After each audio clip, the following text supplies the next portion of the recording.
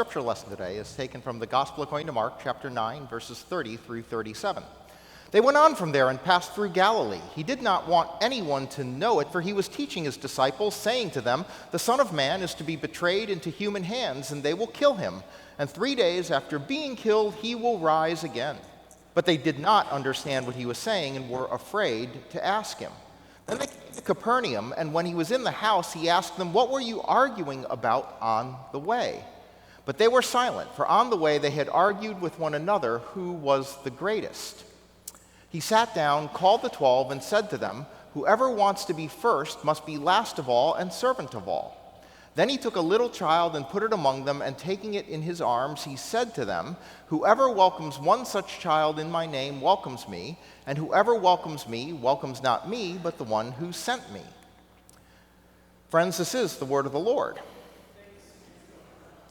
Well, if you've heard me preach for a while, I'm not a huge fan of tip jars. I like tipping, but I'm not a huge fan of tip jars. Just feels kind of, in your face, especially in certain circumstances. But how many of you were Seinfeld fans? All right, good. All right, got a handful of Seinfeld fans here. So there was this great episode where George Costanza's in a pizza place. I think it was a pizza place. And when he puts the dollar in the tip jar, the guy is never looking at him. So every time he tries to put the dollar in the tip jar, the guy is turned away. And so the guy never sees him putting the dollar in the tip jar. So finally, George would leave, he'd start to move and the guy would turn away. Then he'd start to put it in, the guy would turn away. And finally, he puts it in, but the guy has turned away. And so he reaches into the tip jar to get his tip back so he can put it in again. And sure enough, that's when the guy sees him and accuses him of stealing his tips. See, George wants the credit. He wants the credit for putting the tip in. That's what's motivating him. He wants the credit for putting the tip in the jar. And if I can confess, I kind of prefer that they see me do it. True confession here. If I'm going to put the dollar in the jar, I kind of like it when they see me put the dollar in the jar. Somehow, I just feel like they're going to give me appropriate credit for it or whatever, one more donut in the box. I have no idea whatever it is, but somehow I do prefer it, and I shouldn't. But that's one of the things we always have to ask ourselves. What actually are your true motivations for doing things? What really drives you? When you do something, what's your motivation for doing it? Do you even really know? See, some things make us feel good. Some things make us feel bad. All kinds of things can be motivators. All right, power is a motivator. Your ego, your pride, that's a motivator. Fear, that's a motivator. And then there's our favorite, guilt. Guilt is a wonderful motivator. Guilt works really well. Guilt works wonders. And so, what's your motivation? The motivation behind what you do is an important thing to think about. Now, in our passage today, Jesus has been teaching the disciples that, he's got to die, which they're not happy to hear. But even as he's teaching this, even as he's talking about this as the way he needs to be our Savior, they're walking along, and they've been arguing. And Jesus knows what they were arguing about. He asks this question of them because he knows what they were arguing about. And he says, "What were you arguing about?" And they don't want to tell him because they were arguing with one another who was the greatest. Now, that sounds bad. I'm not sure it actually is necessarily as bad as it sounds, because there are a lot of ways to argue about who's greatest.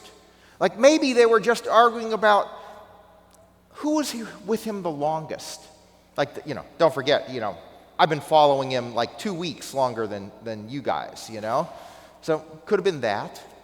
They could have been saying, I love Jesus more than you do. Could have been that. So you don't know exactly what it is. They're not necessarily saying, I'm awesome. Jesus should be grateful he's got me. because, this ministry would fall apart if I was not one of the disciples. They'd never be. Jesus would have to call 3 guys to replace me. I'm not sure that that's what the argument really is. But we don't know. We don't know what they were saying, because we don't actually know from this passage what they thought greatness is. What is greatness? There are a lot of definitions. I'm a sports fan, and so every sport you've got these arguments about who was the so-called GOAT, right? The greatest of all time. Who's the GOAT? Is it Michael Jordan? Is Michael Jordan still the GOAT in basketball, or is it LeBron James? Tom Brady or Patrick Mahomes? Where's Shohei Ohtani going to fall, in the list of the greatest of all time? All right, we get these arguments all the time about who was the greatest. But the thing about those things is they're not personal. See, it's one thing to sit there and argue who was the greatest basketball player of all time, who was the greatest soccer player of all time, who was the greatest whatever. But that argument is very different than if I ask you, who's the greatest person in your life? Who was the greatest person in your life? See, the answer changes with proximity. I don't know Michael Jordan. I don't know LeBron James. I don't know Patrick Mahomes. I don't know these people. And so the evaluation of greatness is on these very impersonal factors. How many championships did they win? But that's not how I evaluate who I think is a great person in my life. It's a very different question in that circumstance. And Jesus is saying, you got to stop worrying about trying to be great. And he says, whoever wants to be first must be last. Now, this is a tricky one to implement, especially as you are sitting here in the First Presbyterian Church of Englewood. I'll give you a little bit of history of this church. See, I love it, because there's so many first churches, right? I've had a person actually ask me, they thought First Presbyterian was the name of an entire denomination because they had seen so many churches around the country named First Presbyterian Church. Well, when this church was founded in 1860, its name was Englewood Presbyterian Church. That's what it was founded as. You know when it changed its name to First Presbyterian Church? When another one was founded on the west side of town. And when the other church was founded on the west side of town, the people here were like, no, we must establish that we were first. So I love that, because Jesus said the first shall be first, right? The first shall brag about it. The first shall put it in their name and lord it over the other churches, so that none of the others will ever be able to say that they were first. Yet people do it all the time. Churches do it all the time. And then, the thing is, we can hear this badly and decide that we still want to be first. And so if Jesus says the first shall be last, I'm going to do whatever it takes to be last. I'm gonna strive for last. And the problem is that racing to be last is still racing. Racing to be last is still racing, and that's not what Jesus wanted us to do. He didn't want us to go from having a first competition to a last competition. He didn't want us to sit there and say, okay, let's rename our church Last Presbyterian Church of Englewood. No. Because the desire to be first, no matter what that desire is the problem. So if you redefine first as last, you haven't solved the problem. You've just redefined a different goal to chase after. And that's not what Jesus wants us to be about. So he tries to give a different example. He uses a different thing, and he says, you not only have to be last of all, you need to be servant of all. But this word's got its own problems for us. As you know, this is actually a deadly combination for a lot of people. If you mishear this as, well, whoever wants to be first must be last, and got to be the servant of all, you can actually end up putting yourself into what amounts to self-imposed slavery. I'm just going to be the servant of all. But the problem is that word servant comes from the Greek, and it doesn't mean subservient. All right? The word servant there is just this word that we're actually kind of familiar with in English, because it's this Greek word diakonos, from which we get deacon. And what it means is a person who is of assistance to others. It's just someone who helps, someone who is of assistance to others. They want to make life easier for someone else. It's not about being a doormat. You're not called to be a doormat, just laying yourself out there for the entire world to just walk all over and wipe their feet on you. That is not what this is saying. We do understand that we are our best selves when we are in service to others, but not if we lose ourselves in the process. We have to remember the difference between serving and being a servant. And when we serve, there's a right approach to take, a right approach that preserves both the dignity of those whom we are serving and the dignity of ourselves. So Jesus says, after putting a child in front of them, he uses the example of a child, and he puts a child in front of them, and he says, whoever welcomes one such child in my name welcomes me. That serving well begins with welcoming. But there's a nuance to that word. That word welcome in Greek is this word dekomai, which means to be receptive of someone. And in a way that isn't necessarily natural to you or something that you would want, because there's a secondary meaning on dekomai, which is to put up with. To put up with someone, to tolerate them. Because, we have a tendency to help people the way we want to help. We have a tendency to decide what someone else needs, and then we impose what we think they need onto them, rather than helping from the perspective of understanding them. I mean, we need to be welcoming in a way that we are receptive to others by seeing things from their perspective. No one feels welcome when you make them abide by your rules.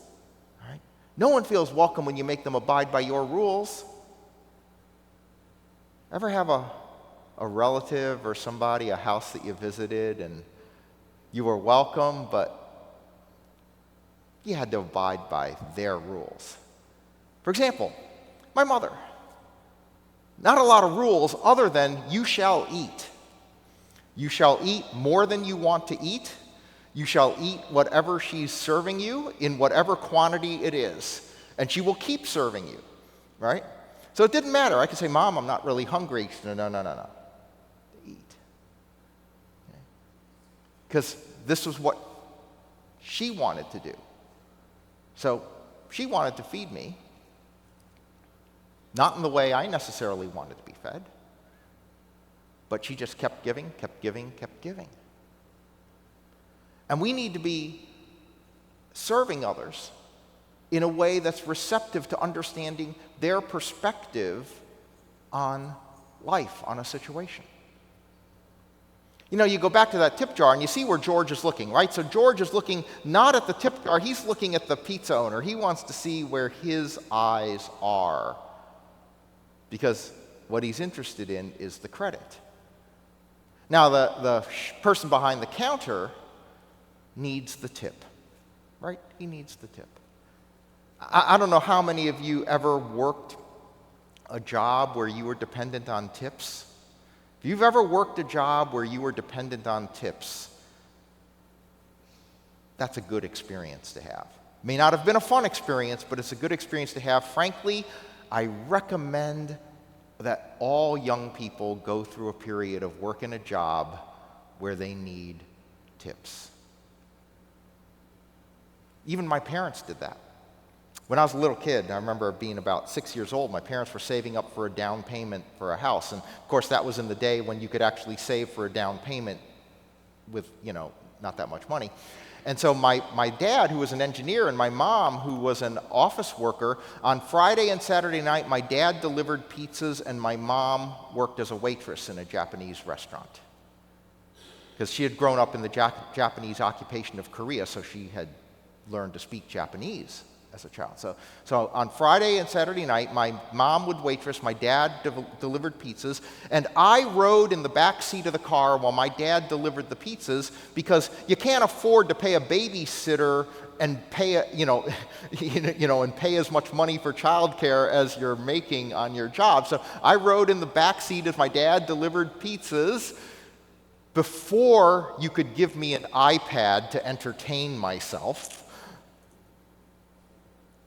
And then the pizza place closed before the restaurant did.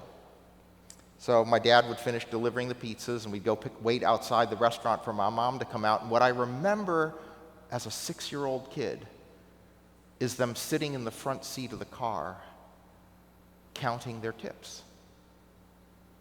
And each week seeing how much closer they were to being able to put a down payment on a house. So I got to tell you, every time I'm filling out the tip line on a restaurant receipt, that's what I'm thinking about. Every time I fill out the tip line on a restaurant receipt, I'm thinking about the server who's trying to make rent that week, the server who's maybe trying to save for their kid to be able to go to college, the server who needs new brakes on their car, who maybe needs a new set of tires or something. I'm thinking about those things as I decide what number to put on the tip line. Because that's what matters, right? What matters is their aspiration, their hope, their dream. What are they trying to achieve in life? And what can we do to give them a little bit on their way to achieve that hope, to achieve that dream, to have that week go a little better than it might have otherwise? We have to care about the people we come across. Because ultimately, the caring is greatness. Because I will bet you that when you think about what greatness is, when you think about the people in your life who you would look back on and say, they were the greatest people in my life, I will bet you that what set them apart was the attitude they brought. The greatest teachers I had this wonderful attitude toward teaching, a wonderful attitude toward the subject matter. They wanted me to love the subject. They conveyed with enthusiasm what they were doing. They were the greatest teachers in my life. The greatest coaches that I had, the greatest advisors that I had, the greatest friends that I've had. No matter what it is, the greatest people in my life, what set them apart from everybody else was the attitude that they brought to it, and it was an attitude that was concerned for me more than it was concerned for themselves. And that's what made them great. It was an attitude of welcome and caring. Because the greatest people in my life are not celebrities. They just loved and cared about me. They cared about what I aspired to do. They wanted to help me do it in the best way. Right? They wanted to see the world a little bit from my perspective. Because that is what we do with children, right? Jesus gave that example by putting a little child in front of them. And when you work with a child, what is it that you try to do? First, you're trying to figure out what they want, what they need. Are they hungry? Are they hot? Are they scared? You know, what is it that the child needs? And then, you don't just necessarily give them what they are asking for, okay? So the child can be sitting there, and you as the parent, you keep enough of your sense of self so that you're not just giving them exactly what they ask for, that if they ask for that slice of chocolate cake 5 minutes before dinner, you don't say yes. You keep enough of your own sense of self to understand what needs to be done, but you are caring about where they are, what they're at, what they're feeling. And above all, you're attentive to them. You're not indifferent to them, which is certainly something that we would expect of just about anyone who's great. You show me a person who is indifferent to a child, and I'm pretty sure they're not going to make my list of great. That's not greatness. Greatness has an attitude of love and caring that extends to all whom we encounter. So, think about what motivates you. Think about what greatness is from the perspective of your own life, from your perspective of remembering who are the people in your life whom you remember as great. And then try to have those qualities in yourself. Try to have that as the motivation that drives you in everything that you do with everyone you meet. Amen.